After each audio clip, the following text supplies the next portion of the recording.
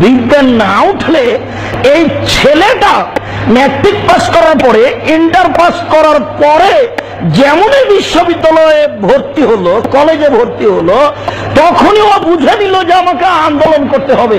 আরে বেটা, তুই তো এখনো ক কিভাবে বানাতে হয় আর খ কিভাবে বানাতে হয় এটাই শিখিসনি।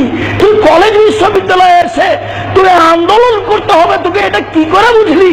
তুই কি করে বুঝলি যে আমি অমুক সংগঠনের নেতা? তুই কি করে বুঝলি যে আমি নেতৃত্ব দিব? ইমাম বুখারী বলছেন, ইলমু ক্বাবলা কওল আল আমালে, কথা এবং কর্মের পূর্বে বিদ্যা, কথা এবং কর্মের পূর্বে বিদ্যা, কথা এবং কর্মের পূর্বে বিদ্যা। যে কোনো ছাত্র আন্দোলন হারাম, যে কোনো ছাত্র আন্দোলন হারাম। ছাত্র আন্দোলন পশু করে, মানুষ করে না। ছাত্র আন্দোলন পশু করে, মানুষ করে না। ছাত্র আন্দোলন পশু করে, মানুষ করে না। ইমাম বুখারী বলেছেন যে কথা ও কর্মের পূর্বে বিদ্যা। শুনুন, প্রফেসর গালেব আপনাদেরকে বলেছেন, ওনার সাথে আমার দেখা হয়েছিল কিন্তু কারাগারে, বগুড়া কারাগারে আমাকে নিয়ে যাওয়া হলো। ওনার সঙ্গে আমার সাক্ষাৎ হয়েছে কারাগারে, বগুড়া কারাগারে।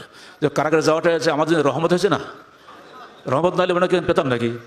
উনি বাংলাদেশের অন্যতম শ্রেষ্ঠ ধনী ব্যবসায়ী, সফল ব্যবসায়ী। উনি বাংলাদেশের অন্যতম শ্রেষ্ঠ ধনী ব্যবসায়ী, সফল ব্যবসায়ী। দীর্ঘ 16 বছর পরে আওয়ামী সরকারের পতন ঘটল। এর সাথে সাথে কি আহলে হাদিসেরও কবর রচিত হবে? কারণ আমরা জানি আহলে হাদিসের সবচেয়ে বড় ডোনার, সবচেয়ে বড় অর্থদাতা সালমান এফ রহমান, তিনি খুব লজ্জাজনকভাবে ধরা পড়েছেন পুলিশের হাতে। তার রিমান্ড হয়েছে, তার জেল হবে, এমনকি ফাঁসিও হতে পারে। আওয়ামী লীগ সরকার যখন 2009 সালে ক্ষমতায় আসে, আহলে হাদিস তখন শিশু প্রায়। তাদের সম্পর্কে সবচেয়ে বেশি প্রতিবাদী ছিলেন কওমি ঘরানার হক্কানি আলেমরা, জামাত এবং শিবিররা। কিন্তু এই 16 বছরে হেফাজত কওমির শত শত হাজার হাজার লক্ষ লক্ষ আলেম ওলামারা দুঃসহ নির্যাতনের শিকার হয়েছেন, জেল জুলুম বরণ করেছেন, গুম খুনের শিকার হয়েছেন। একই সাথে জামাত শিবিরের বক্তারাও, ওয়াজিনরাও ছিলেন চরম নিগ্রহের শিকার। জেল জুলুম, হত্যা, গুম খুন, ফাঁসির কাষ্ঠে তো ঝুলেছেনই, সেই সাথে তারা এক প্রকার নিষিদ্ধ ছিলেন, আন্ডারগ্রাউন্ডে ছিলেন। এই যে ফাঁকা একটা মাঠ হয়ে গেল, এই ফাঁকা মাঠ দখল করে ফেলেছে আহলে হাদিস। কারণ তাদের ব্যাকআপ ছিল আওয়ামী লীগ সরকার, বিশেষ করে সালমান এফ রহমান। তার প্রচুর টিভি চ্যানেল আছে, বাংলাদেশ প্রতিদিন সহ অসংখ্য পত্রিকা আছে। এজন্য ব্যাপক মিডিয়া কাভারেজ পেয়েছে এই আহলে হাদিস ঘরানার আলেম ওলামারা। জামাত শিবির ঘরানার আমির হামজা থেকে শুরু করে মিজানুর রহমান আজহারি, এমন কোনো আলেম ওলামা বক্তা নেই যারা হয় কারাবরণ করেছেন, নয় মুখ বন্ধ রাখতে বাধ্য হয়েছেন, নয় তাদের ওয়াজ মাহফিল নিষিদ্ধ হয়েছে। অনেককে তো দেশ ছেড়ে পালিয়ে যেতে বাধ্য করা হয়েছে। অন্যদিকে সমস্ত পেপার, পত্রিকা, ওয়াজ মাহফিলের মাঠ, টিভি, মিডিয়া, টেলিভিশন সবখানে একচ্ছত্র আধিপত্য বিস্তার করে গিয়েছে সালমান এফ রহমানের আশীর্বাদ পুষ্ট আহলে হাদিস গ্রুপ। আমরা এর আগের ভিডিওতে দেখেছি যে দৈবক্রমে সালমান এফ রহমানের সাথে আহলে হাদিসের শীর্ষ আলেম আসাদুল্লাহ গালিবের বন্ধুত্ব হয়ে যায়। সেখান থেকেই শুরু আহলে হাদিসের উত্থান। কাতার, কুয়েত, সৌদি সহ মধ্যপ্রাচ্যের যে সকল দেশ থেকে বাংলাদেশে বিগত 16 বছরে বিভিন্ন মসজিদ মাদ্রাসা নির্মাণ করা হতো, সে সকল মসজিদ মাদ্রাসায় আহলে হাদিসের আলেমরাই ইমাম হিসেবে নিয়োগ পেয়েছেন। বর্তমানে কুরআনপন্থী মুরাদ বিন আমজাদ, তিনিও কিন্তু এই আহলে হাদিসের আশীর্বাদ পুষ্ট ছিলেন এক সময়। তিনি কিন্তু এই কুয়েত ভিত্তিক, মানে কুয়েতের টাকায় নির্মিত মসজিদের ইমাম হিসেবে নিয়োগও পেয়েছিলেন। এরকম শত শত হাজার হাজার আহলে হাদিসের আলেমরা ইমাম হিসেবে নিয়োগ পেয়েছিলেন, ব্যাপক অর্থনৈতিক সাহায্য সহযোগিতা সুবিধা পেয়েছিলেন। এবং আমরা খুব ভালো করেই জানি যে আহলে হাদিস হচ্ছে মধ্যপ্রাচ্য, বিশেষ করে সৌদি, কাতার, কুয়েত ও সমস্ত দেশের ওহাবিবাদ বা ওহাবিজমের ইন্ডিয়ান ভার্সন। মানে যেই মতাদর্শ, যেই ইসলামপন্থা মধ্যপ্রাচ্যে কাতার, কুয়েত, ওমান, সৌদি আরবে ওহাবিবাদ বা সালাফিবাদ নামে পরিচিত, তাই ভারতবর্ষে এসে হয়ে গিয়েছে আহলে হাদিস। এখন প্রশ্ন হচ্ছে, যেহেতু তাদের সবচেয়ে বড় ডোনার সালমান এফ রহমান জেলবন্দি হয়েছেন, এই অর্থ সরবরাহ কি থেমে যাবে? তাছাড়া তারা যে মিডিয়াগুলোতে দাপিয়ে বেরিয়েছেন, সেই মঞ্জুরে ইলাহি থেকে শুরু করে কামাল ইবনে জাফরি, মতিউর রহমান মাদানী, সাইফুল্লাহ মাদানী, ডক্টর আবু বকর মোহাম্মদ জাকারিয়া, মতিন মাদানী, আলিম মাদানী, আব্দুল নূর মাদানী, শামসুর রহমান আজাদি, ডক্টর ইমাম হোসেন, সাইফুদ্দিন বেলাল মাদানী, আনোয়ারুল হক ফাইজি, এরা কি সেই টিভি মিডিয়া কভারেজ পাবেন? তাদেরকে কি সেই টিভিতে আর ডাকা হবে সেইভাবে? আমরা জানি যে এই আওয়ামী লীগ সরকারের সময়ে শুধুমাত্র আহলে হাদিসরাই টিভি মিডিয়া কভারেজ পেয়েছেন বা অর্থনৈতিক বিশাল সাপোর্ট পেয়েছেন তাই নয়, জাকের পার্টি মানে বিশ্ব জাকের মঞ্জিল তারাও সরকারের অংশে ছিলেন। অন্যদিকে চিটাগাংয়ের সেই মাইজ ভান্ডারী তিনিও তো এমপি পর্যন্ত হয়ে গিয়েছিলেন। এই মাইজ ভান্ডারী জাকের পার্টি ব্যাপক সুবিধা নিয়েছে এই সরকারের সাথে থাকায়।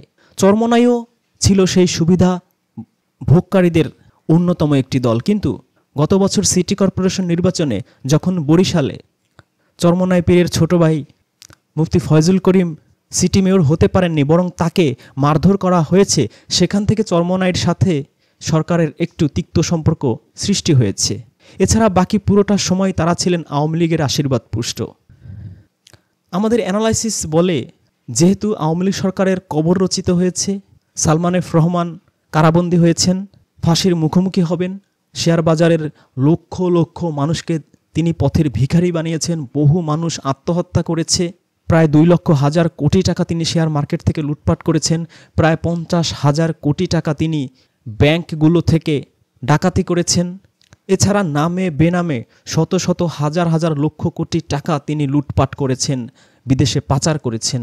সুতরাং ন্যায় বিচার হলে তার আর ফিরে আসার কোনো সম্ভাবনা নেই। তাহলে আহলে হাদিসকে ব্যাকআপ কে দেবে?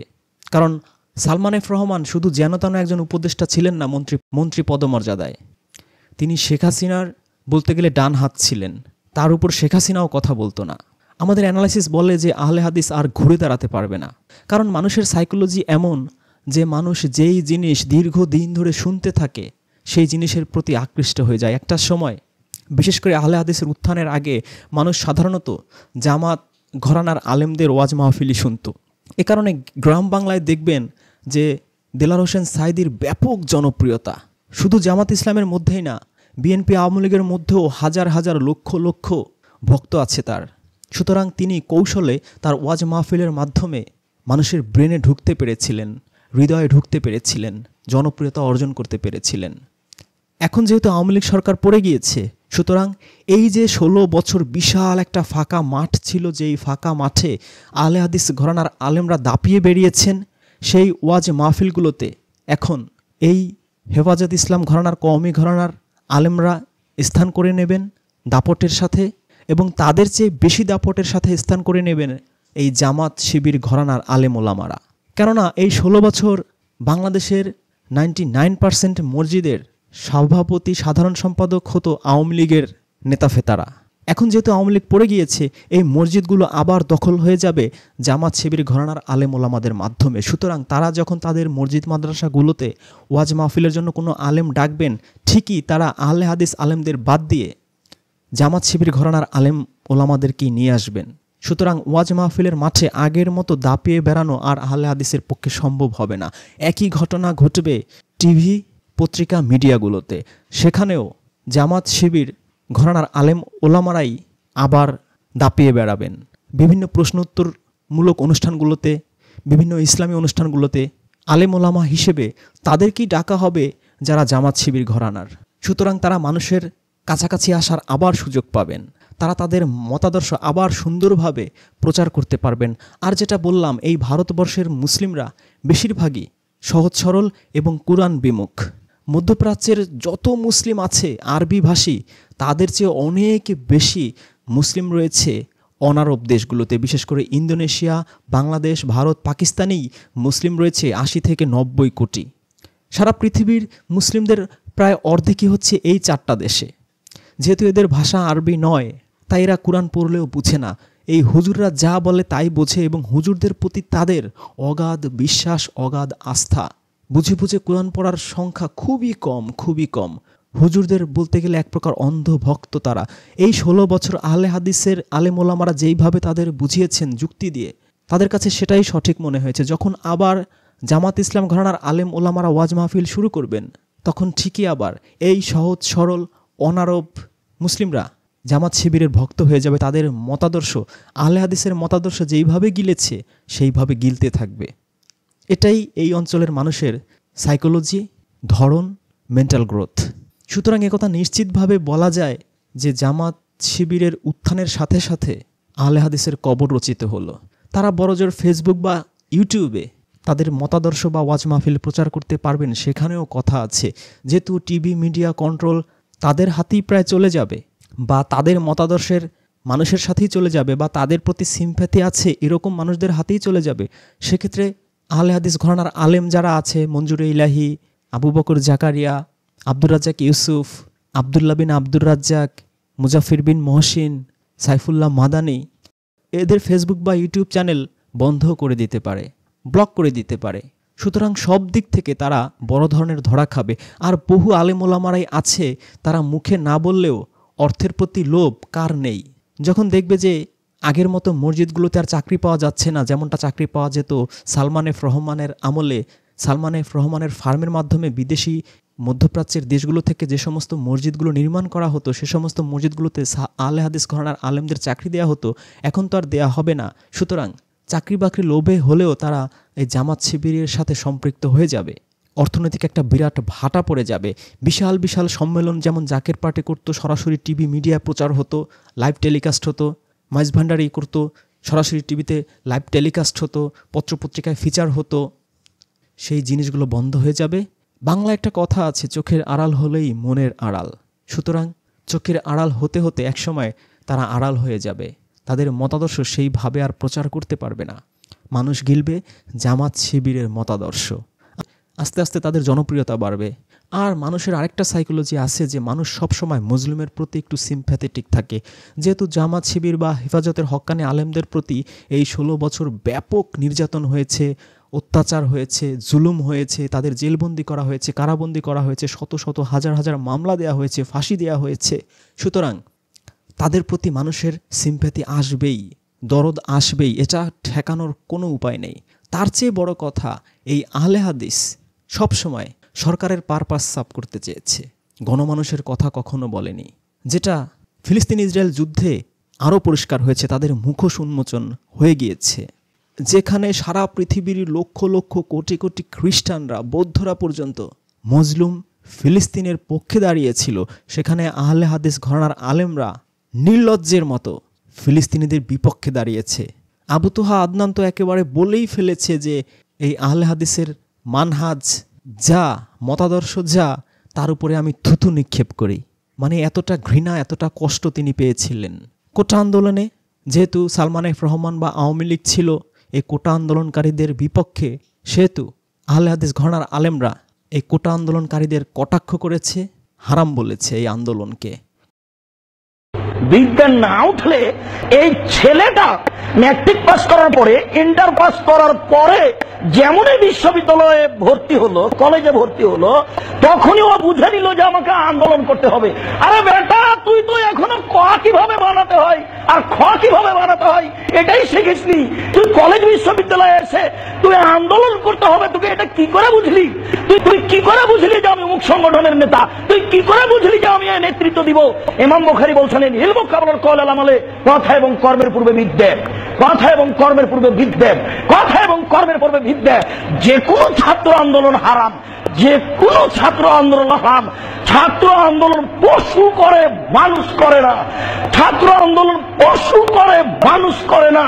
ছাত্র আন্দোলন পশু করে, মানুষ করে না। ইমাম বুখারী বলেছেন। কতটা ভয়ঙ্কর, কতটা নৃশংস। যেহেতু বাংলাদেশের আওয়ামী লীগ বাদে প্রায় প্রত্যেক দল মত নির্বিশেষে সবাই এই আবু সাইদ মুগ্ধদের বুকে যেইভাবে গুলি করা হয়েছে, হেলিকপ্টার দিয়ে গুলি করা হয়েছে, চোখে গুলি করা হয়েছে, মাথায় গুলি করা হয়েছে, শত শত মায়ের বুক খালি করে দেওয়া হয়েছে, ব্লক রেড দেওয়া হয়েছে, এই বাচ্চাদের কি নির্মম নির্যাতন করা হয়েছে, হেলমেট পরে, হাতুড়ি পরে, হাতে অস্ত্র নিয়ে ছাত্রলীগ যুবলীগ যেইভাবে হামলা করেছে, মানুষের হৃদয় রক্তক্ষরণ হয়েছে, এগুলো মানুষ ভুলতে পারেনি। সেইখানে এই আহলে হাদিসের আলেমরা যখন এই আন্দোলনকারী ছাত্রদেরকে কটাক্ষ করেছে, বিষোদাগার করেছে, তাদেরকে হারামি বলেছে, সেইখানে এই সাধারণ মানুষের অন্তর থেকেও এই আহলে হাদিস মুছে যাবে। কারণ যারা বাতিলের বিপক্ষে, জুলুমের বিপক্ষে কথা বলার সাহস রাখে না, তারা যেই ধর্মের যেই মতেরই হোক না কেন, মানুষ কখনোই তাদের মনে স্থান দিতে পারে না। আপনারা হয়তো বলতে পারেন যে আহলে হাদিস যেহেতু সহিহ হাদিস ভিত্তিক একটা দল এবং এটা বেশিরভাগ শিক্ষিত মানুষ গ্রহণ করে যারা পড়াশোনা করে বা কুরআন হাদিস বোঝার চেষ্টা করে, সুতরাং এর শিকড় অনেক গভীরে। আসলে আপনার মতাদর্শ যত গভীর হোক না কেন, পাবলিসিটি যদি আপনি করতে না পারেন, প্রচারণা যদি আপনি করতে না পারেন, সেটা মানুষ নিতে পারবে না, কারণ মানুষের দোরগোড়ায় তো আপনি যেতেই পারছেন না। আর যেহেতু এসব অঞ্চলের অধিকাংশ মানুষই হচ্ছে সাধারণ মানুষ, নিরীহ মানুষ, সহজ সরল মানুষ, এবং শত শত বছর ধরেই তারা সুন্নি ঘরানায়, হানাফি ঘরানায় বেড়ে উঠেছে, সুতরাং তাদেরকে ব্রেন ওয়াশ করা খুব কঠিন একটা ব্যাপার হবে। আর আহলে হাদিসের সবচেয়ে বড় যে দুর্বলতা সেটা হচ্ছে সহিহ হাদিস নির্বাচন। সহিহ হাদিস নির্বাচনের পদ্ধতি কি? যে কোনো সাধারণ, স্বাভাবিক, সুস্থ, বুদ্ধিমান মানুষকে যদি জিজ্ঞেস করা হয়, তাহলে সে বলবে যেই হাদিস কুরআনের সাথে সাংঘর্ষিক সেটাই এন্টি সহিহ হাদিস, সেটাই জাল হাদিস, সেটাই জয়ীফ হাদিস। যেটার প্রমাণ আমরা মা আয়েশার কাছ থেকেও পাই।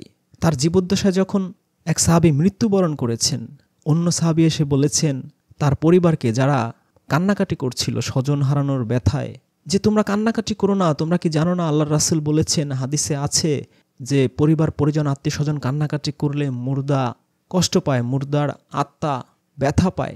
তখন মা আয়েশা সাথে সাথে প্রতিবাদ করেছেন, ভেটো দিয়েছেন। তিনি বলেছেন না, এরকম হাদিস আল্লাহর রাসূল বলতেই পারেন না, এটা জাল হাদিস, বানোয়াট হাদিস।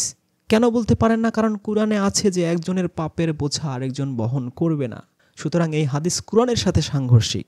সুতরাং একটা হাদিস সহি নাকি সহি নয়, এটা প্রমাণের সর্বশ্রেষ্ঠ তরিকা হচ্ছে সেই হাদিসটা কুরআনের সাথে সাংঘর্ষিক কিনা। এবং সুন্নিদের হানাফি মাযহাব অনুযায়ীও এই থিওরি অ্যাপ্লাই করা হয়, কারণ ইমাম আবু হানিফার সবচেয়ে শ্রেষ্ঠ ফতোয়াই ছিল এটা, যে যদি কখনো এমন কোনো হাদিস পাও যেটা আমি বলেছি, বা আমার মাযহাবে এমন কোনো হাদিস আমি নিয়েছি যেটা কুরআনের সাথে সাংঘর্ষিক, সেই হাদিস দেয়ালে ছুঁড়ে মেরো। তাহলে এই যে পদ্ধতি, এই পদ্ধতি অনুযায়ী যে কোনো হাদিস সহি কিনা তা নিরূপণ করা হবে একমাত্র তা কুরআনের সাথে সাংঘর্ষিক নাকি সাংঘর্ষিক নয়, এই মাপকাঠিতে। কিন্তু আহলে হাদিসের থিওরি কি? আহলে হাদিস কোন থিওরিতে চলে?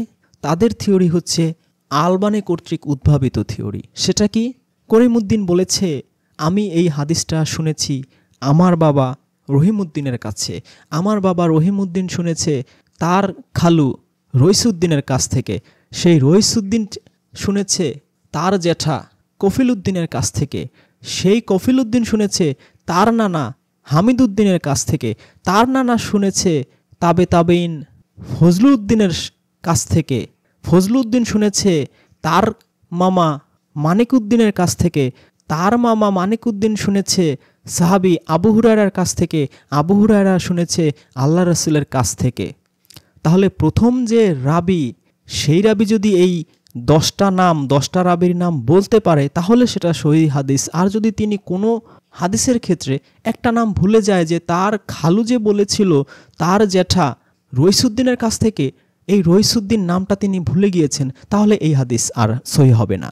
এটা হচ্ছে আলবানির থিওরি, আহলে হাদিসের থিওরি। কিন্তু এটা কি কখনো সহিহ হাদিস নির্ণয়ের সঠিক মাপকাঠি হতে পারে? একটা মানুষ ভুলে যেতেই পারে। আমাদের দেখতে হবে যে ওই হাদিসটা কুরআনের সাথে সাংঘর্ষিক কি না। কিন্তু এই বেস্ট পদ্ধতি তারা অবলম্বন না করে তারা রাবির নাম ভুলে গিয়েছে কিনা এটাকে ধরে ফেলেছে মাপকাঠি। একটা নাম ভুলে যাওয়ার কারণে হাদিসটা যত সুন্দর হোক, যত কুরআনের সাথে সামঞ্জস্যপূর্ণ হোক, সেই হাদিসটাকে তারা বাতিলের খাতায় ফেলে দেয়, জাল, জয়ী, বানোয়াট বলে দেয়। এ কারণেই আব্দুর রাজ্জাক বিন ইউসুফরা, মুজাফফর বিন মহসিনরা 3-4-5 লক্ষ জাল হাদিস আছে বলে ওয়াজের ময়দানে চিৎকার করে বলে। অথচ শত শত হাদিস তারা বর্ণনা করে যেগুলো সরাসরি কুরআনের সাথে সাংঘর্ষিক, কিন্তু সহিহ হিসেবে তারা বর্ণনা করে। যেটা আমাদের সজল স্যার বলেছিলেন একটা হাদিস দিয়ে, যে একটা হাদিস আছে যেটা কুরআনের সাথে সরাসরি সাংঘর্ষিক এবং ভয়ঙ্কর, এবং এই হাদিসটা মানুষকে সন্ত্রাসী বানায়, খুনি বানায়, পুরো মুসলিম সভ্যতা ধ্বংস করার জন্য এই একটা হাদিসই যথেষ্ট। এরকম ভয়ঙ্কর কুরআন বিরোধী সাংঘর্ষিক একটা হাদিসকে তিনি সহিহ হিসেবে চালিয়ে দিচ্ছেন। হাদিসটা কি? যে যদি কোনো মানুষ অতিরিক্ত নামাজ পড়ে, রোজা রাখে, অনেক বেশি জিকির আজগার করে, তাহলে তাকে হত্যা করতে হবে। যে তাকে হত্যা করতে পারবে সে সবচেয়ে বেশি নেকি পাবে। এই যে ভয়ঙ্কর হাদিস বলে আবার তিনি বলছেন যে এই হাদিস তাবলিগ জামাতের উদ্দেশ্যে নাজিল হয়েছে, যে তাবলিগ জামাতের লোকেরা বেশি বেশি নামাজ পড়ে, রোজা রাখে, জিকির আজগার করে, সুতরাং তাদেরকে হত্যা করতে হবে, যে হত্যা করতে পারবে সে সবচেয়ে বেশি নেকি পাবে হাসরের মাঠে। এরকম ভয়ঙ্কর ইসলাম বিরোধী, কুরআন বিরোধী একটা হাদিস সহি হিসেবে তারা মেনে চলে। কারণ ওই আলবানী সাহেব বলেছেন যে হাদিসটা বর্ণনা করেছে সে সমস্ত রেওয়াতগুলো, রাবিদের নামগুলো সঠিকভাবে বলতে পেরেছে। এটা কোরআনের সাথে সাংঘর্ষিক কিনা এটা চিন্তা করার মতো সেন্সটুকু তারা কাজে লাগায়নি। এরকম অসংখ্য হাদিস আছে যেগুলো মেনে চললে মানুষ সন্ত্রাসী হতে বাধ্য, মানুষ উগ্রবাদী হতে বাধ্য, মানুষ জঙ্গি হতে বাধ্য, মানুষ আরেক মুসলিমকে জবাই করতে বাধ্য। সুতরাং এরকম ভয়ঙ্কর আইএসবাদী, বোকো হারামবাদী, জেএমবিবাদী হাদিসের আখড়া হচ্ছে এই আহলে হাদিস ফ্যাক্টরি। এ ধরনের ফ্যাক্টরির আবিষ্কৃত সহি হাদিস ট্যাগ দেওয়া হাদিসগুলো যখন এই হক্কানি হেফাজতি আলেম ওলামারা ওয়াজের মাঠে বলবে, জামাতের আলেম ওলামারা ওয়াজের মাঠে বলবে, তখন মানুষ আহলে হাদিসকে শুধু বয়কটই করবে না, ঘৃণা করা শুরু করবে যে এরা এত ভয়ঙ্কর।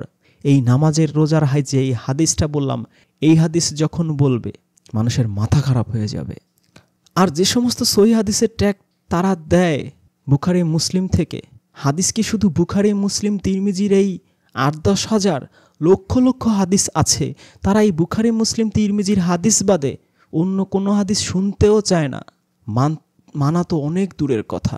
বুখারী শরীফে আছে বুকে হাত বাঁধার হাদিস, কিন্তু আরও অজস্র হাদিস গ্রন্থে যে পেটে হাত বাঁধার হাদিস আছে, নাভির উপর হাত বাঁধার হাদিস আছে, এটা তারা শুনতেই রাজি না। কারণ বুখারী হচ্ছে তাদের কাছে সেকেন্ড কুরআন। এইখানেই বিরোধ হচ্ছে আহলে হাদিসের সাথে সুন্নি মতবাদের, মাঝহাবি মতবাদের। যে আহলে হাদিস মূলত হচ্ছে বুখারী মাঝহাব, সোজা কথায় বললে বুখারী মুসলিম তিরমিজি মাযহাব হচ্ছে আহলে হাদিস। তারা এই ৩-৪টা গ্রন্থের হাদিসগুলোকেই সবচেয়ে প্রায়োরিটি দেয়। আর অন্য যে ডজন ডজন হাদিসের গ্রন্থ আছে যেখানে অসংখ্য সহি হাদিস আছে তা তারা ভাবতেও চায় না, জানতেও চায় না। সুতরাং এটা অকপটে বলা যায় যে হাদিস অস্বীকারী গোষ্ঠীর তালিকায় শ্রেষ্ঠতম স্থানে থাকবে এই আহলে হাদিস বাহিনী। কারণ এই বুখারী মুসলিম তিরমিজি ৪-৫টা হাদিস গ্রন্থের বাইরে লক্ষ লক্ষ হাদিস তাদের কাছে জাল, জয়ীফ, বানোয়াট। এ কারণে তারা তাবলিগ দেখতে পারে না, পীরবাদী দেখতে পারে না, মাজারবাদী দেখতে পারে না, জামাত দেখতে পারে না, চরমনাই দেখতে পারে না। সবাই এদের কাছে বিদাতি, সবাই এদের কাছে মূর্খ, সবাই এদের কাছে জাহেল, সবাই এদের কাছে ধান্দাবাজ। মানে এরা বাদে সবাই কাফের, এরাই একমাত্র খাঁটি মুসলিম। এই উগ্রবাদিতাই এদেরকে নিঃশেষ করে ফেলবে, যেভাবে নিঃশেষ হয়ে গিয়েছে মধ্যপ্রাচ্যে। কারণ এই আহলে হাদিস এমন একটা মতবাদ যেটা শেষ পর্যন্ত আপনাকে জঙ্গি বানিয়ে ফেলে। এবং এই বিষয়টা সৌদি রাজতন্ত্রের ইতিহাস পড়লে আপনি অক্ষরে অক্ষরে টের পাবেন যে এই যে আহলে হাদিসের মধ্যপ্রাচ্য, মিডল ইস্ট ভার্সন হচ্ছে ওহাবিবাদ। এই ওহাবিবাদ কিন্তু এই উগ্রবাদ দ্বারাই অনুপ্রাণিত। এই উগ্রতার মাধ্যমেই কিন্তু তারা ক্ষমতার মসনদে আসতে পেরেছে। এবং এই বিষয়টা বর্তমান রাজপুত্র যুবরাজ সালমান, মুহাম্মদ বিন সালমান খুব ভালো করেই বুঝতে পেরেছেন। এ কারণে তিনি ডাইরেক্ট 90% প্রায় হাদিস বাদই দিয়ে দিয়েছেন। এটা নিয়ে আগে একটা ভিডিও করেছি, সেই ভিডিওটা দেখে নেবেন। যে তিনি বুঝতে পেরেছেন যে এই ওহাবিজম দিয়ে দেশ চালানো যাবে না। একসময় এরাই অস্ত্র হাতে তুলে নিয়ে খিলাফত কায়েম করো বলে আমার গদি ধরেই টান দেবে। তার ইন্টেনশন ভালো না খারাপ সেই দিকে আমি যাব না। আমি ইসলামিক থট নিয়ে আলোচনা করতে পারি যে ইসলামিক থট অনুযায়ী হি ইজ কারেক্ট। আর রাজতন্ত্র ইসলামে হারাম নয়, যেটা আমরা অনেকেই ভুল বুঝি। কারণ আল্লাহ অনেক নবী রাসূলকে কিন্তু রাজা হিসেবেই পৃথিবীতে পাঠিয়েছেন। আমরা দাউদ নবীর কথা জানি, আমরা সুলাইমান নবীর কথা জানি, তারা রাজা ছিলেন। সুতরাং রাজতন্ত্র ইসলামে হারাম নয়। ইসলামে হারাম কোনটা? বেইনসাফি করা, জুলুম করা। কোনো রাজা বাদশা যদি ইনসাফ করে, he can not be guilty. কিন্তু যদি ইনসাফ না করে, ন্যায় বিচার না করে, সে যত বড় ইমামতের শিয়া মাযহাবের ইমাম থাকুক, ইমাম খলিফা থাকুক, ইমাম হাসান থাকুক আর ইমাম হোসেন থাকুক, ডাজন্ট ম্যাটার। সুন্নি মতবাদ অনুযায়ী সে যত বড় খলিফা থাকুক, সে ইয়াজিদের মতো খলিফা থাকুক, মুয়াবিয়ার মতো খলিফা থাকুক, ডাজন্ট ম্যাটার। ইনসাফ যার মধ্যে নাই, মানবতা যার মধ্যে নাই, সুবিচার যার মধ্যে নাই, সে শিয়া মতবাদ অনুযায়ী যত বড় ইমাম হোক, সুন্নি মতবাদ অনুযায়ী যত বড় খলিফা হোক তার মতো নিকৃষ্ট আর কেউ হতে পারে না। আর একজন রাজা বা বাদশাহ যদি ইনসাফ কায়েম করেন, ন্যায় বিচার কায়েম করেন, ন্যায়ের শাসন প্রতিষ্ঠা করেন, তিনি রাজা হোক, বাদশাহ হোক, প্রেসিডেন্ট হোক, প্রাইম মিনিস্টার হোক, কোরআনে কোনো নিষেধ নাই। সুতরাং আওয়ামী লীগ সরকারের পতনের সাথে সাথে, সালমান এফ রহমানের পতনের সাথে সাথে তারা নিজেরাও ডুবেছে, আর তাদের আশীর্বাদপুষ্ট আহলে হাদিসের কবর রচিত হয়ে গিয়েছে। এদের উঠে দাঁড়ানোর, ঘুরে দাঁড়ানোর পথ আর নেই। যেমন ধুকে ধুকে চলেছে 16 বছর এই হেফাজতপন্থী হক্কানি আলেমরা, জামাত শিবির এর আলেমরা, সেইভাবে হয়তো ধুকে ধুকে চলবে, কিন্তু এই 16 বছর যেভাবে বীরের মতো এগিয়েছে সেই অগ্রযাত্রা আর থাকবে না।